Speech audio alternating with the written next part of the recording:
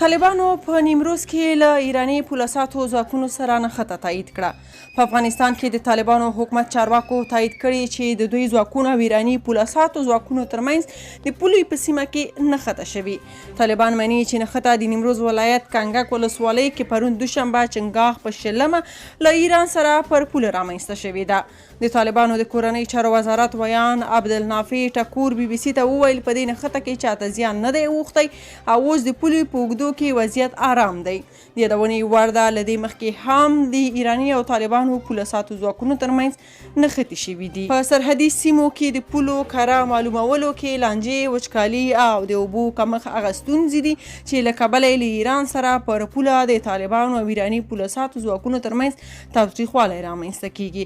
د تیر کال وروستیو کې هم د ایران له سیستان بلوچستان سیمې سره د افغانستان نیمروز ولایت پر پوله د طالبانو او ایراني پولساتو ځواکونو ترمنځ د نښتې ویډیویي کلیپونه خپاره شول.